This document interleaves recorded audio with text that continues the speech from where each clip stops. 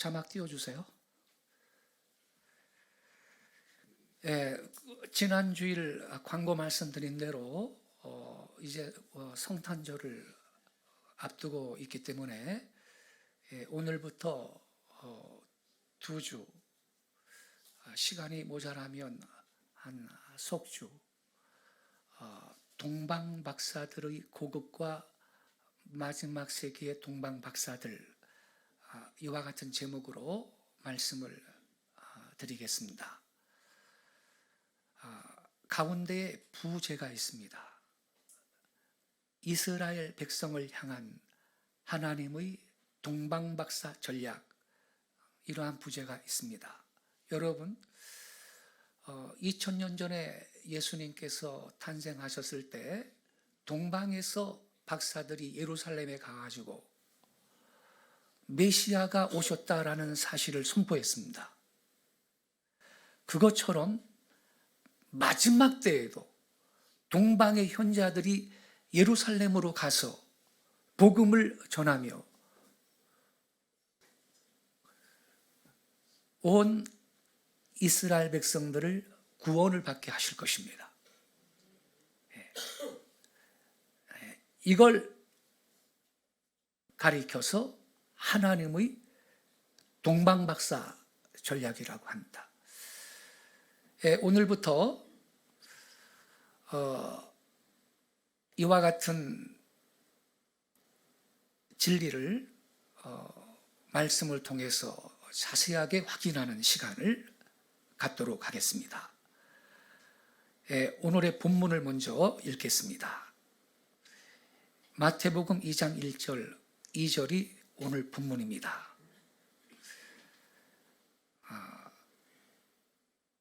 같이 읽겠습니다. 시작. 헤롯 왕 때에 예수께서 유대 베들레헴에서 나심에 동방으로부터 박사들이 예루살렘에 이르러 말하되 유대인의 왕으로 나시니가 어디 계시냐? 우리가 동방에서 그의 별을 보고 그에게 경배하러 왔노라 하니. 예수님께서 베들레헴에 탄생을 하셨고요. 그때 동방에서부터 박사들이 예루살렘에 도착을 했습니다. 그리고 유대인의 왕으로 나시니가 어디 계시냐고, 우리가 동방에서 그분의 별을 보고 경배하러 왔다, 이렇게 말을 했습니다. 마태복음에서 예수님 탄생의 기쁜 소식을 처음 접한 사람들은 유대인들이 아닌 동방에서 온 박사들, 곧 이방인들이었습니다. 이 이방인들의 모습을 통해서 마태는 예수님의 탄생이 유대인과 이방인을 구분하지 않는 보편적인 구원 사업임을 드러내고 있는 것입니다. 중요한 것입니다. 예수님은 유대인만 아니라 만민의 구세주로 세상에 오신 분이신 것입니다. 근데요, 어떤 분이 이렇게 말해요. 그 이방인 아니야. 이스라엘 땅 동쪽에 살던 유대인이 간 거야. 이렇게 말하는 그 학자가 있어요. 여러분, 그러한 요상한 설교에 현혹되지 마세요. 이렇게 말합니다. 이 자막을 보세요. 당시 디아스포라 유대인들이 이스라엘 동쪽에서부터 유럽 지역까지 폭넓게 흩어져 살고 있었다. 따라서 동방 박사가 유대 땅 동쪽에서 왔다고 해서 그들을 인종학적으로 반드시 이방인으로 볼 수는 없는 거다. 박사들은 이방 지역에 살고 있던 유대인이었다. 이렇게 가르치는 학자가 있는데, 이거 여러분 틀린 말입니다. 우리가 읽은 이 오늘의 본문 자체가 이러한 교훈이 틀렸다라고 알려주는데, 자, 오늘 본문 보세요. 2절을 보세요. 동방 박사들이 뭐라고 질문을 했죠? 유대인의 왕으로 나시니가 어디 계시냐 그랬죠. 유대인의 왕으로 나시니가 어디 계시냐. 요 밑줄 치는데 잘 보셔야 돼요. 유대인의 왕으로 나시니가 어디 계시냐. 유대인의 왕은 이방인들이 사용하는 명칭이었습니다. 성경적인 근거 볼까요? 요한복음 18장 33절에 이에 빌라도가 다시 관정에 들어가 예수를 불러 이르되 내가 유대인의 왕이냐 그랬어요. 또 있어요. 또 요한복음 19장 1절부터 3절 이에 빌라도가 예수를 데려다가 채찍질하더라. 군인들이 가시나무로 관을 엮고 그의 머리에 씌우고 자색옷을 입히고 앞에 가서 이르되 유대인의 왕이요 평안할지어다 하며 손으로 때리더라. 유대인의 왕이요 이렇게 말하죠. 또 있어요. 요한복음 19장 19절 빌라도가 패를 써서 십자가 위에 붙이니 나사렛 예수 유대인의 왕이라 기록되었더라. 그래서 여러분 유대인의 왕이라는 것은 이방인들이 사용하는 명칭이에요. 그럼 유대인들은 어떻게 했느냐? 유대인들은 메시아를 이스라엘의 왕이라고 불렀어요. 마가복음 15장 31절 이하입니다. 그와 같이 대제사장들도 서기관들과 함께 희록하며 서로 말하되 그가 남은 구원하였으되 자기는 구원할 수 없도다. 32절에 뭐라 그랬어요? 이스라엘의 왕 그리스도가 지금 십자가에서 내려와 우리가 보고 믿게 할지어다 하며 함께 십자가에 못 박힌 자들도 예수를 욕하더라. 이스라엘의 왕 그래요. 여기 31절에 그와 같이 대제사장들도 서기관들과 함께 희롱하며 유대인들 아니니까 유대인들은 메시아를 이스라엘의 왕이라고 불렀어요. 또 있어요. 요한복음 12장 13절 종려나무 가지를 가지고 맞으러 나가 외치되 호산나 찬송하리로다 주의 이름으로 오시느니 곧 무슨 왕이에요? 이스라엘의 왕이시여 하더라. 자, 그렇다면 여러분 동방 박사가 유대인의 왕으로 나신 분이 어디 계십니까? 이렇게 질문했잖아요. 그러면 그 동방 박사가 유대인이겠어요? 이방인이겠어요? 당연히 이방인이죠. 그러니까 여러분 분별을 잘하고 들으셔야 돼요. 자, 이분은요 미국의 오클라호마 대학의 종교학 교수인 브렌트 랜도 박사님인데 Revelation of the Magi 동방 박사의 계시라는 성탄절 이야기를 책으로 출간을 하신 분입니다. 이 책입니다. 이 책은 여러분 예스24 그 인터넷 서점을 통해서 구입할 수 있고 바쁘신 분은 전자책도 구입할 수가 있습니다. 랜도 교수는 2008년에 이 문서에 관한 하버드 대학 박사학위 논문을 완성했고요. 그 후 그의 논문을 바탕으로 동방 박사의 계시, 동방 박사들의 베들레헴 여행의 잃어버린 이야기라는 제목의 책을 출판을 했습니다. 2010년도에. 얼마 안 되죠. 이 책은 바티칸 도서관에 소장된 주 8세기 시리아 사본에 기록된 동방 박사 내용을 번역한 것입니다. 이 기록은 동방 박사들이 직접 썼다고 주장하는 전통적인 크리스마스 이야기에 대한 위경 기록입니다. 여러분, 외경과 위경이라는 게 있는데 성경에는 포함이 안 됐죠. 성경은 정경이라고 하죠. 그래도 여러분, 외경이나 위경도 무가치한 게 아니고요. 역사적인 사실을 반영한 내용이 기록이 되어 있고 또 영적인 진리를 교훈하는 그 내용들이 있기 때문에 이것을 무시할 수는 없는 거예요. 근데 이 랜도 교수가요, 고대 시리아로 쓰여진 그 문헌을 해석하고 분석하는데 세상에 7년의 시간을 보내요. 여러분, 고대 시리아어를 그거를 독해를 할 수 있다라는 것이 한두 달에 될 일이 아니지 않습니까? 7년의 시간을 보낸 다음에 동방박사의 계시라는 책을 조수를 냈어요.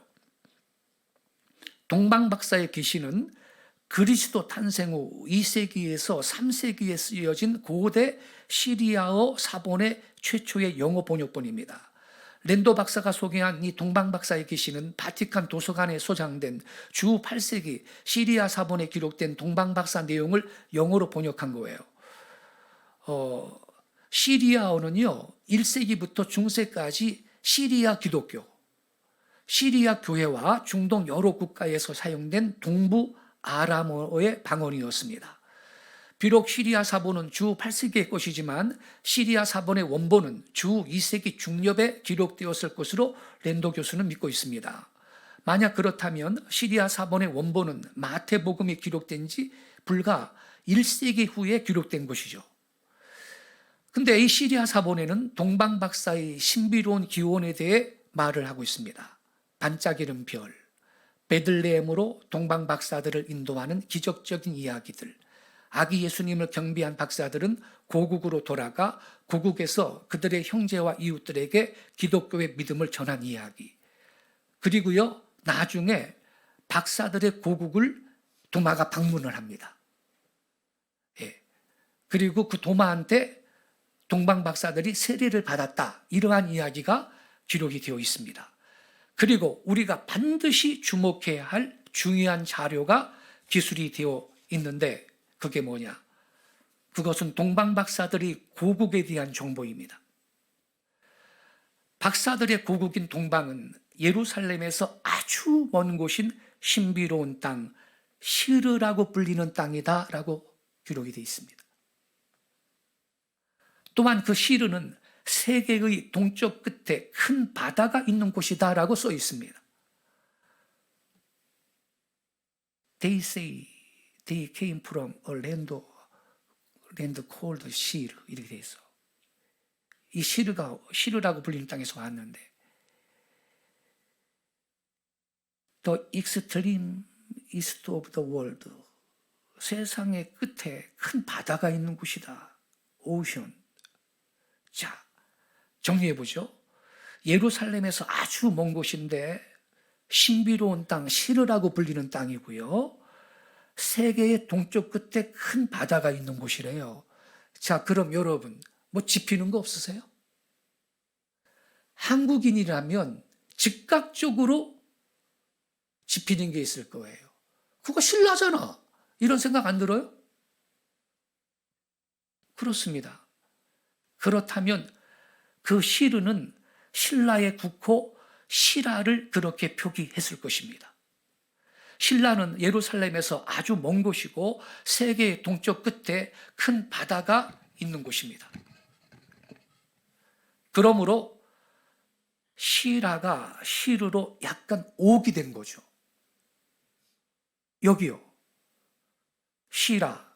원래 신라는 시라라고 불렀습니다.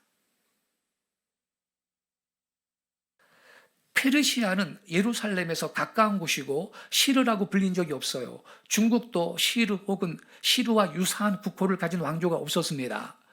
신라는요, 처음에 시라로 불리어졌어요. 신라는요, 계림 외에 서야벌, 서나벌, 서라벌, 신라, 설라, 사로, 시라 등으로 표기했는데 그 소리는 모두 비슷하죠.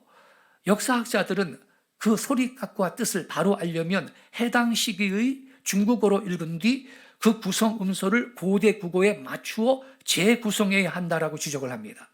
그렇게 한다면 신라는 시라였다는 거예요. 당시에 신라는 시라로 읽었다라는 겁니다. 밑에 가로 안에 있는 영문을 보세요. 키스, Korean Studies Information Service System이라는 이 포털 사이트가 있어요. 우리 민족의 역사에 대한 자료들이 가득 담겨 있습니다. 거기에서 발췌한 거예요. 중국 남부와 교류한 백제 신라에서는 한자를 강동방음으로 읽었으므로 사의 도금은 시가 되며 사로, 사라, 시라는 모두 시라로 읽는다. 사로, 사라, 신하는 물론이고 신라도 당시에는 어떻게 해요? 시라로 읽었을 것이다. 이게 여러분 역사학자들의 말입니다. 신라는 시라였어요. 이 시라가 주후 8세기, 원본은 2세기고요. 시리아 사본의 동방박사 이야기에 시르로 표기가 된 거죠. 한편 시리아 사본에는 동방박사들이 도마한테 세례를 받았다는 이야기도 기록이 되어 있거든요. 본문의 부차적인 것으로 보이는 에필로그에서 도마는 시르, 곧 시라, 신라에 도착해서 동방박사들한테 세례를 베풀고 그들한테 전 세계 복음을 전파하도록 위임을 합니다. 이것은 인도에서 사역했던 도마가 배를 타고 해상을 통해서 한반도 남부 가야를 방문했다는 일부 학자들의 주장에 힘을 실어주는 매우 중요한 기록이에요. 여러분, 신학자들은요, 또 교회 사가들은 도마가 인도까지 와서 전도했다는 것은 다 인정해요. 도마 행전이라는 외경이 있는데요. 거기에 보면 예수님이 부활하시고 승천하신 다음에 12 제자들이 제비뽑기를 하는데 제비뽑기에서 자기들이 그 전도하러 갈 땅을 정해요. 근데 그때 도마가 제비뽑기 한 것이 인도로 딱 잡힌 거예요. 그런 내용도 있고 유족도 있고, 그래서 그 도마가 인도까지 가서 전도했다라는 건 학자들이 다 인정하는 거예요. 그런데 우리 한국에서 일부 학자들이 이 도마가 배 타고 해상을 통해서 한반도 남부 가야를 방문했다, 이렇게 설명하는 분들이 있거든요.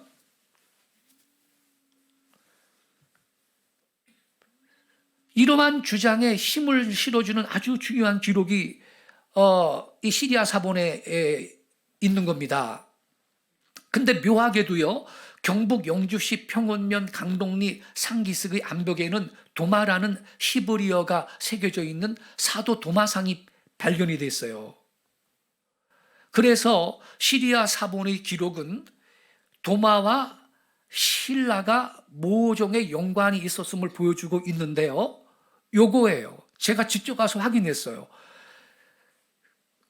석상 왼쪽에 히브리어, 고대 히브리어로 도마라고 새겨져 있어요. 상의 좌측에 히브리어 타우와 맴이 새겨져 있는데 도매라고 읽어져요. 도매. 그리고 발은요, 샌들 신었는데 발가락이 다 보여요. 이렇게 발가락이. 여러분, 불상은 발가락을 조각하는 예가 없습니다. 학자들의 말이. 불교계에서 자꾸 이걸 무슨 보살상이라고 그러니까 히브리어 문자까지 있는데도 그렇게 말을 하니까 기독교계에서 뭐라 그러냐면 불상에서 발가락 나온 불상 내놔봐라. 그러한 사례가 없다는 거예요. 그리고요, 이 도마석상 왼쪽 밑에는요, 한자로 땅지자에다가 지전행 이런 글자가 새겨져 있는데, 땅을 전체로 다닌다, 행. 땅 전체를 돌아다닌다라는 그 한자가 새겨져 있어요. 그러니까 복음 전하러 땅끝까지 주님이 가라 그랬잖아요.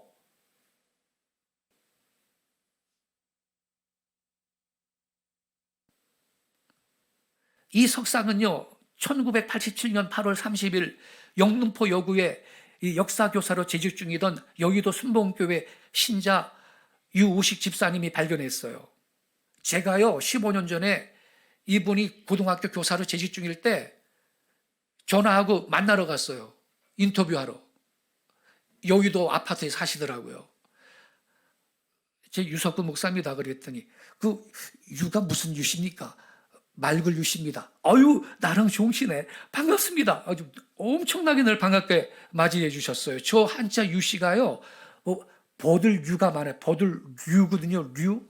저는 유입니다. 맑을 유인데, 이분을 제가 직접 만나서 인터뷰를 했어요. 이분이 역사교사, 한국사 교사이기 때문에 이 대학에서 한국사를 전공한 분이죠.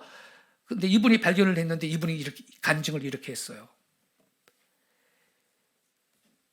87년에 발견했잖아요. 그해 여름 성도들과 철야 기도회를 하고 있을 때 깜빡 잠이 들었다. 꿈에 예수님이 나타나 오시가 영풍군 평은면 왕유리에 가서 석상을 찾아 역사를 바로 세우라는 음성이 들렸다. 이튿날 아들과 배낭을 챙겨 영주형 열차를 탔다. 영주역에 내려 버스를 타고 평은면 소재지까지 왔다. 물어 왕유리에 도착하여 마을 어르신께 물었더니 언덕배기 산 밑에 두상이 없는 부처바위가 있다고 했다. 그곳으로 달려가 보니 우거진 잡목 속에 우뚝한 바위가 보였다. 풀숲을 헤치고 가까이 가보니 집채만한 크기에 높이는 5m가량 되어 보였고 이끼와 솔잎이 뒤덮여 아무것도 보이지 않았다. 나는 바위 앞에 무릎 꿇고 기도하기를 주님 이곳까지 인도해 주셔서 왔으나 아무것도 보이지 않습니다. 성령님께서 저를 감동해 깨달아 알게 해주셔서 이렇게 기도했다는 거예요. 기도 중에 그 바위의 이끼를 벗겨보라 하셨다는 거예요. 성령께서 마을 분들의 도움으로 사다리를 놓고 이끼를 걷어냈다. 이게 웬일인가? 수백 아니 수천 년 전에 조성된 것으로 보이는 안각화가 나타나지 않는가? 그날 이후 여러 차례 답사와 탁본 분석을 통해 도마상의 실체를 세상에 알리게 되었다. 저는 이분이 귀신의 소리를 들었다고 생각 안 해요. 이분이 무슨 생각이라도 했습니까? 거기 가겠다고. 저는 하나님의 음성을 들었다고 봐요. 당시 집사님인데 이분은 현재는 장로님이십니다. 연세가 70대 후반 됐죠, 이제. 이 도마석상이요.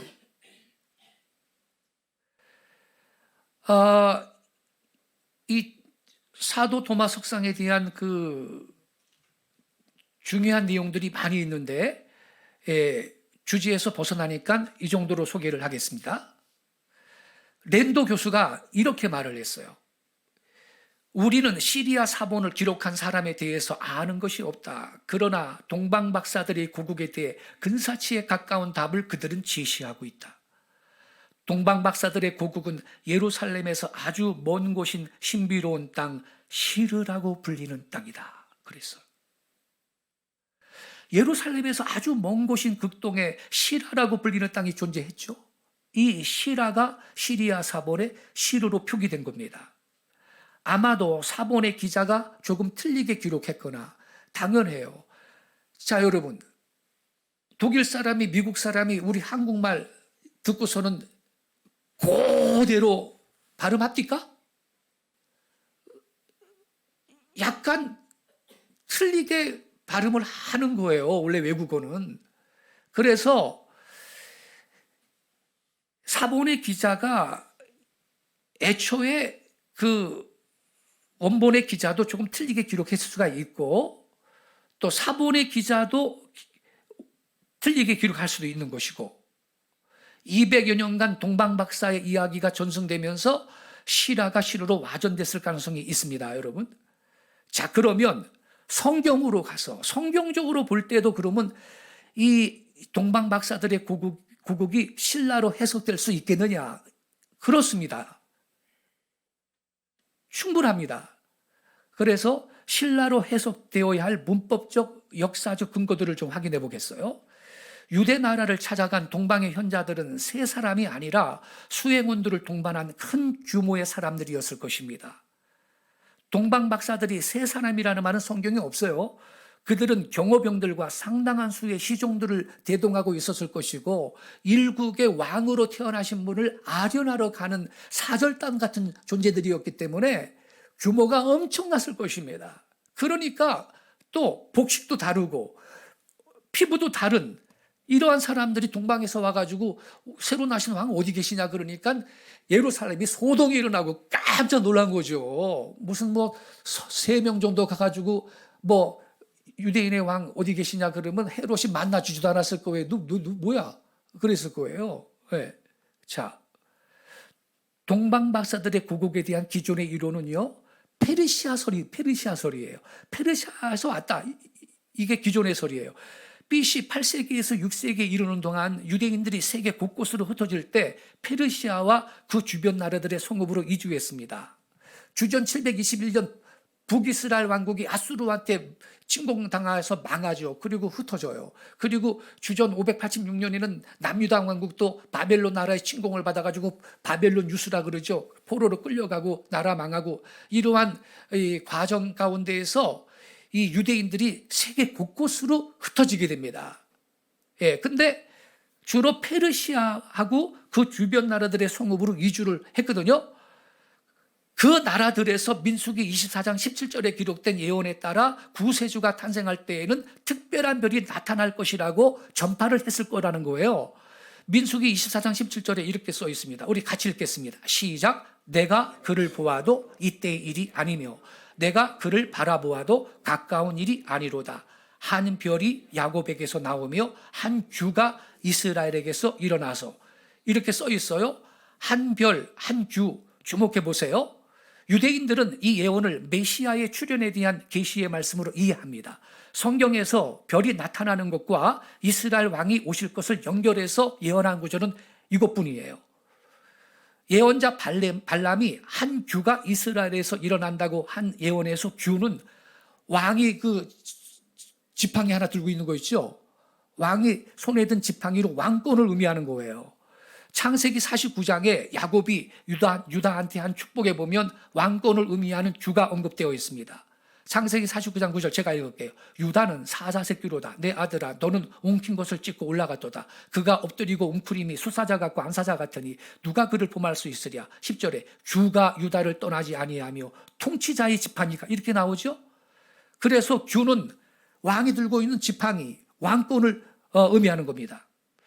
그래서 이 유대인들이 페르시아 쪽에 흩어져 살면서 언젠가 메시아가 탄생할 때 별이 나타날 것이다 소문냈다는 거예요. 그래가지고 그 결과 메시아의 탄생을 알려주는 한 별이 나타나자 몇몇 페르시아의 박사들이 새로 나신 유대인 왕께 경배드리려고 유대 땅을 향해서 길을 떠났다. 이것이 기존의 이 동방박사 고국 페르시아설이에요. 근데 여러분, 이거는요, 사실은요, 이 시간 여러분 끝까지 들으면 정리가 되시겠지만 이건 휴지통으로 보내야 될 이론입니다.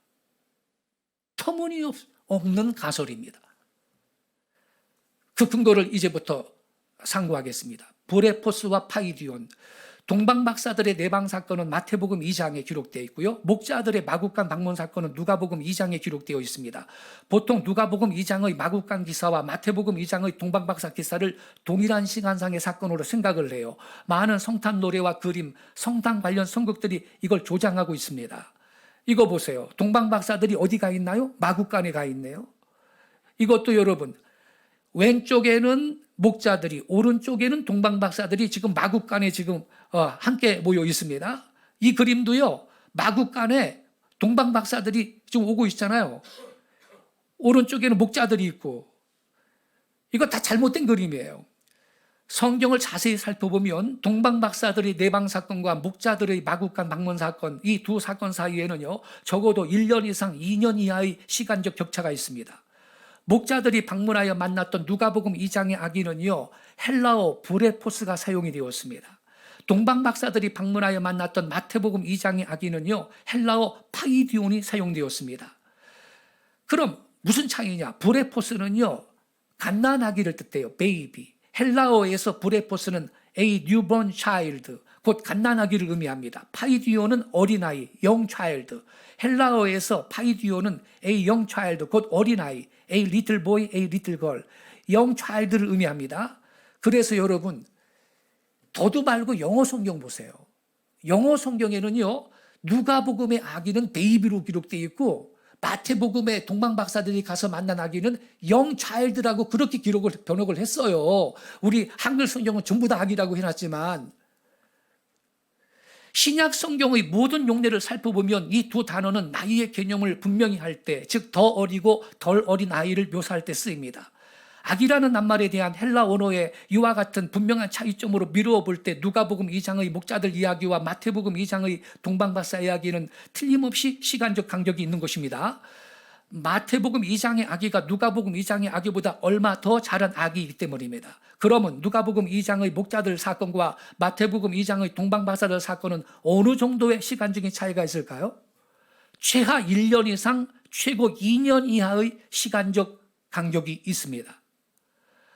왜냐? 헤롯이 동방박사들한테 속은줄 알고 베들레헴과 그 지경 안에 있는 산의 아이들을 죽일 때 박사들에게 자세히 알아본 그때를 표준하여서 2살부터 그 아래로 다 죽였기 때문입니다. 헤롯은 동방박사들에게 별을 처음 본 때를 자세히 물어봤어요. 마태복음 2장 7절, 이에 헤롯이 가만히 박사들을 불러 별이 나타난 때를 자세히 물었답니다. 여러분, 대충 물은 게 아니고 자세히 물었대요. 그것이 후에 이 어린 왕을 제거하려는 음모를 꾸미는데 결정적인 정보가 되었습니다. 마태복음 2장 16절, 이에 헤롯이 박사들에게 속은 줄 알고 심히 노하여 사람을 보내고 베들레헴과 그 모든 지경 안에 있는 산의 아이를 박사들에게 자세히 알아본 그때를 기준하여 2살부터 그 아래로 다 죽이니, 이렇게 설명하고 있어요. 박사들한테 자세히 알아본 그때를 기준해서. 박사님들, 그 별이 언제 나타났는데요? 자세한 시간 좀 알려주세요. 뭐라고 대답했겠어요? 2년 전에 봤습니다. 이렇게 대답했지. 그러니까 그럼 그 2살 됐겠네? 그래서 2살 이하의 아이를 헤롯이 다 죽여버린 거예요.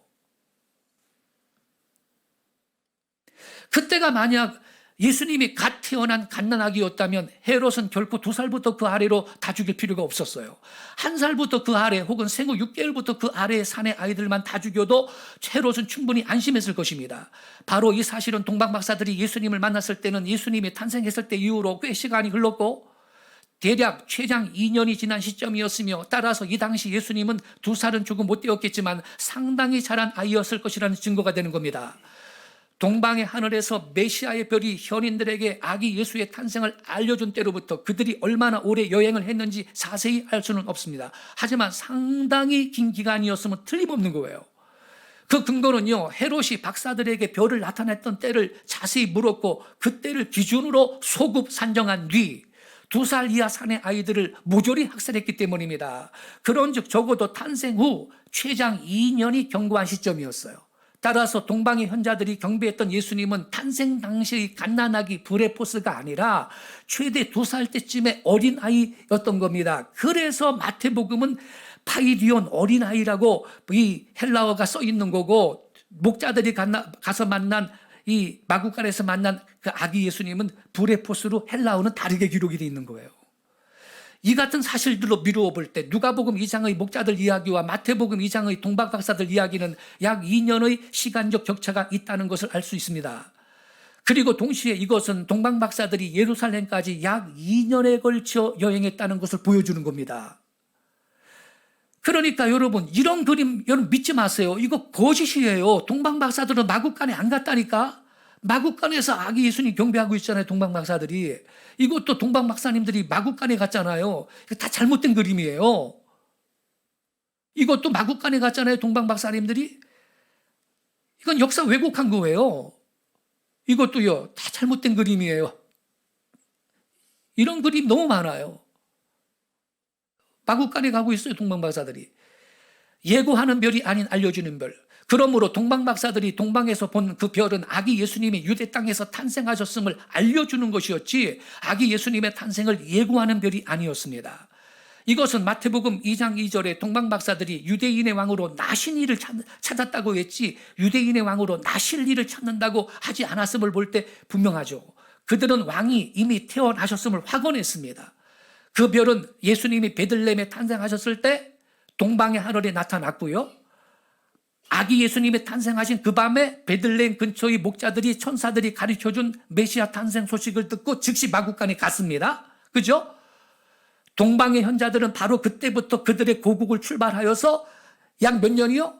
약 2년의 긴 기간 동안 여행을 해서 마침내 유대 땅에 이르러 이번에는 브레포스가 아니고 파이디온입니다. 영 차일드 파이디온이신 예수님을 경배한 거예요. 현대 구약신학계의 저명한 학자인 글리슨 아처 박사는 그에 져서 성경 난제 백과사전에서 동방 박사들이 예루살렘에 도착했을 때는 별이 나타난 후 1년 이상이 지난 때였다라고 설명합니다. 이 책이에요. 예, 생명의 말씀사에서 번역 출판했어요. 여기에 보면 아처 박사가 이렇게 설명해요. 동방에서 박사들이 보았던 별은 아기 예수 그리스도가 태어났다는 사실의 선언이었다. 우리는 이 사실을 헤롯이 베들레헴으로 병사들과 학살자들을 보내면서 내린 다음과 같은 명령 때문에 알 수 있다. 이에 헤롯이 박사들에게 속은 줄 알고 심히 노하여 사람을 보내어 베들레헴과 그 모든 지경 안에 있는 산의 아이를 박사들에게 자세히 알아본 그때를 기준하여 2살부터 그 아래로 다 죽이니. 그러므로 그 별은 예수께서 태어나셨을 때 나타났고 박사들이 예루살렘에 도착해서 헤롯과 만날 때까지는 그 별이 나타난 이후 몇 년 이상이요? 1년 이상이 경과된 때였다. 따라서 그 별은 어떤 사실을 예고한 것이 아니라 이미 이루어진 사실을 선포한 것이었다. 훌륭한 학자입니다. 제대로 설명하셨습니다. 그리고 노먼 거슬러라는 훌륭한 신학자가 있는데 이분이 성경의 난해한 문제들이라는 책을 썼어요. 여기에도 같은 내용으로 설명을 해요.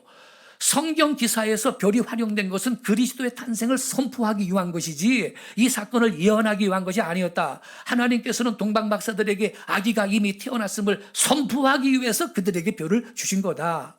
옳습니다. 제대로 설명했습니다. 그리고 계속 이렇게 말합니다. 우리는 이 아기가 이미 태어났음을 알고 있다. 왜냐하면 마태복음 2장 16절에서 헤롯이 사람을 보내어 베들레헴과 그 지경 안에 있는 산의 아이를 박사들에게 자세히 알아본 그때를 표준하여 2살부터 그 아래로 다 죽이라고 명령하고 있기 때문이다. 그러니까 당시 아기 예수님은 갓난아기가 아닌 어린 아이로서 아기 예수님의 나이는 1살은 지났고 2살이 조금 되지 않은 그런 나이였던 것입니다. 동방 박사들이 예수님을 방문했을 때는 예수님이 탄생했을 때 이후로 꽤 시간이 흘렀고요. 대략 2년 가까이 지난 시점이었다라는 사실을 아시기 바랍니다. 그래서 목자들이 아기 예수를 찾아가서 방문한 곳하고 동방 박사들이 아기 예수님을 찾아서 방문한 장소가 다를 수밖에 없어요. 누가복음 2장에서 목자들이 왔을 때 불의 포스죠. 아기는 마구간 구유에 누워 있었어요. 누가복음 2장 16절부터 17절. 빨리 가서 마리아와 요셉과 구유에 누인 아기를 찾아서 보고. 자, 마리아도 있었고 요셉도 있었네요. 마리아와 요셉과 구유에 누인 아기를 찾아서 봤대요. 예, 목자들이 지금 마구간에 간 거예요.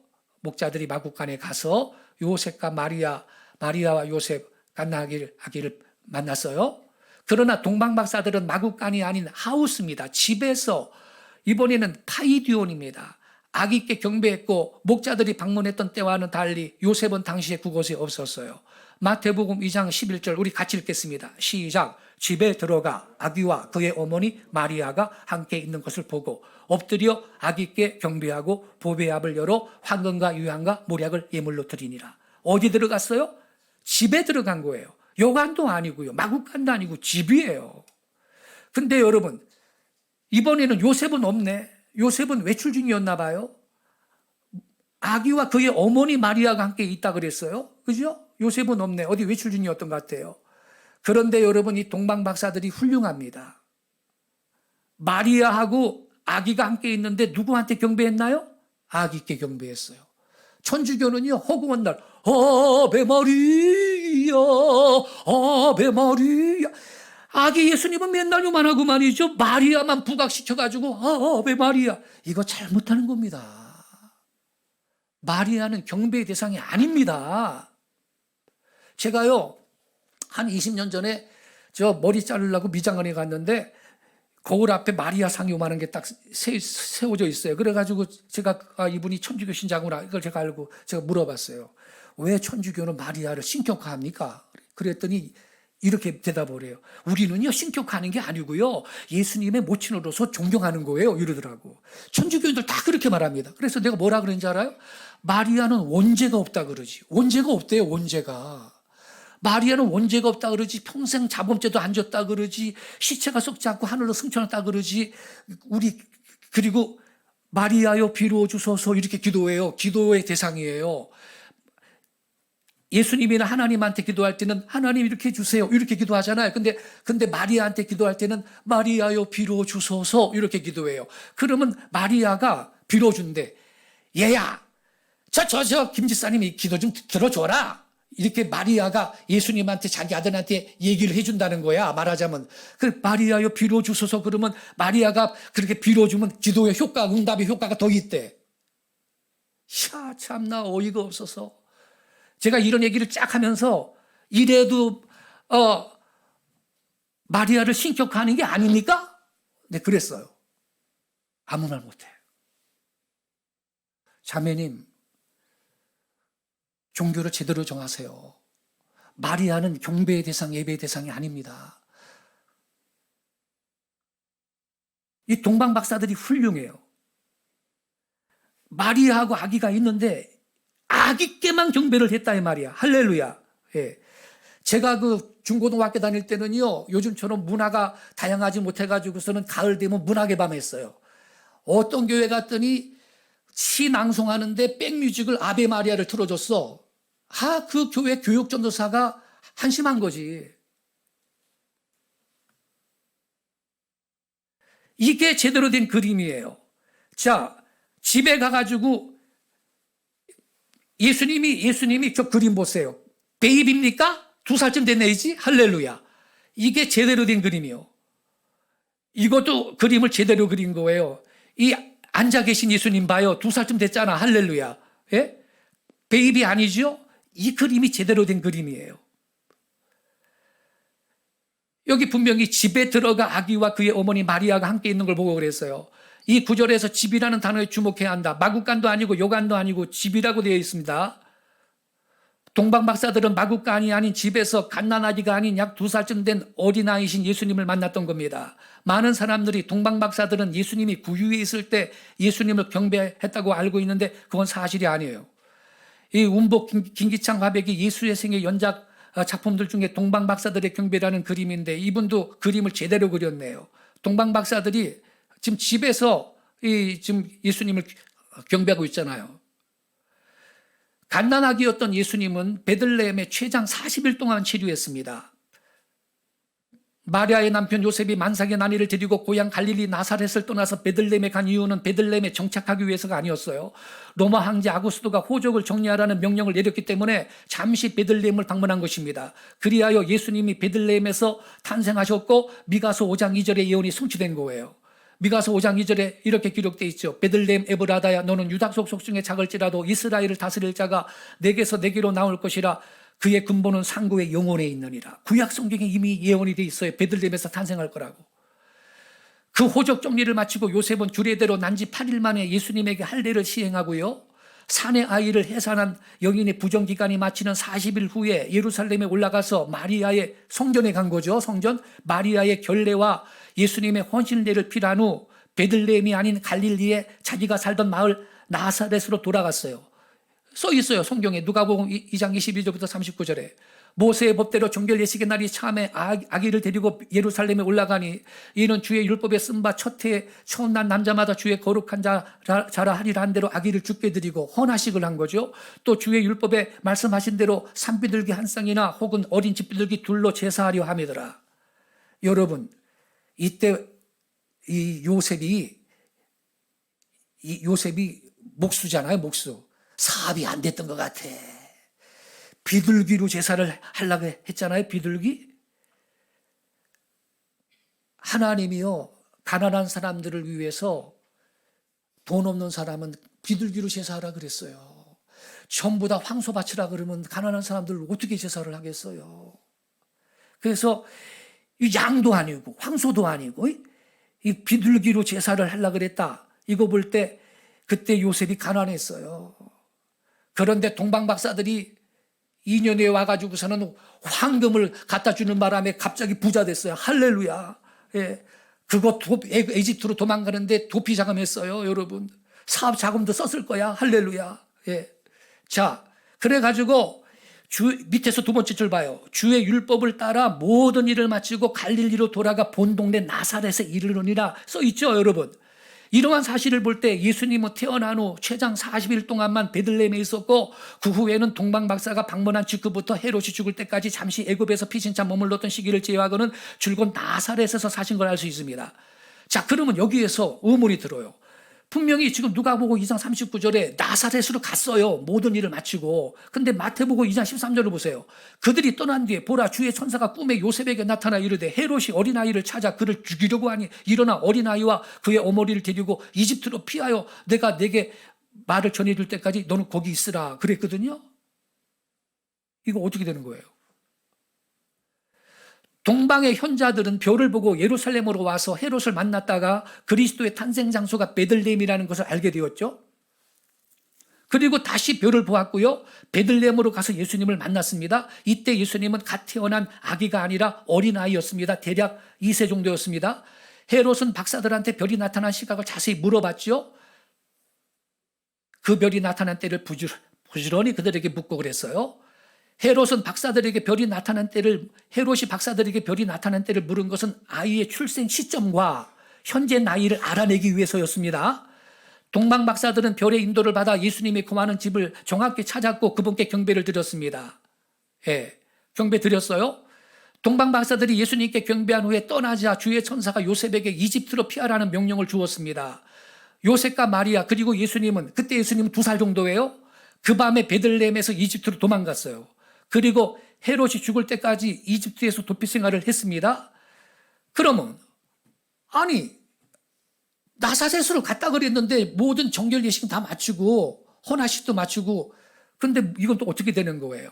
여기 잘 보셔야 돼요. 마태복음 2장에서 예수님이 베들레헴에 계셨던 것은 나사렛에서 살고 계시다가 6월절 명절을 지키기 위해서 올라와 계셨던 거예요.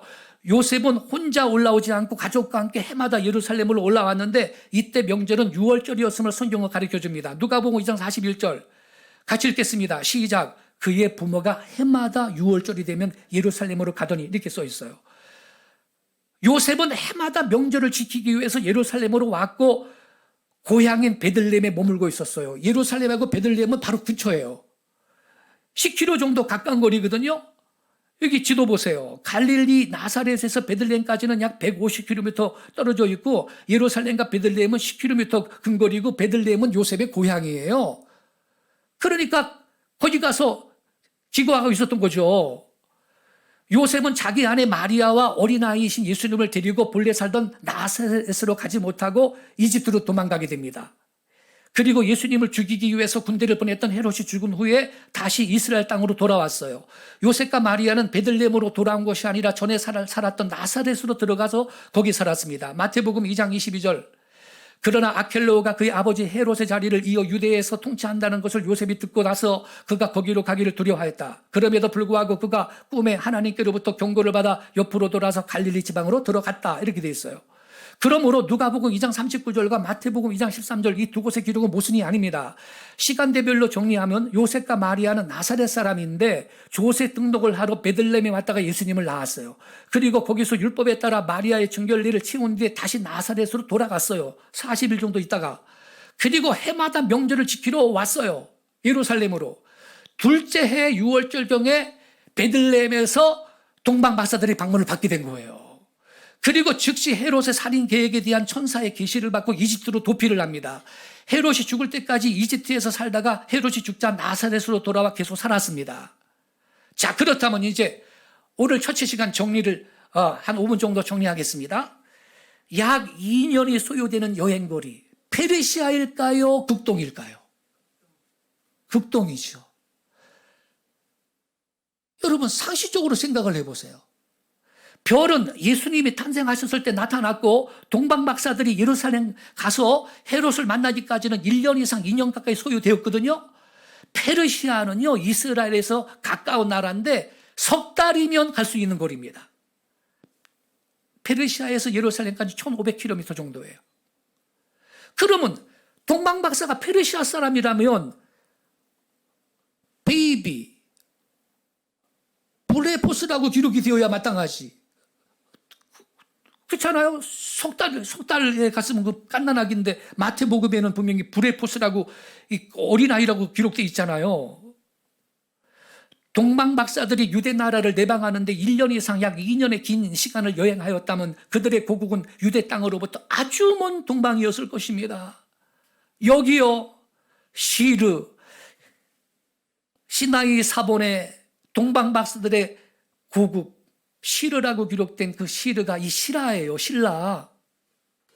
그러면 1년 이상, 약 1년 6개월 정도 빨리 가면 가요. 자, 정리해보죠. 동방박사들의 고국이 어느 나라냐? 페르시아냐, 신라냐?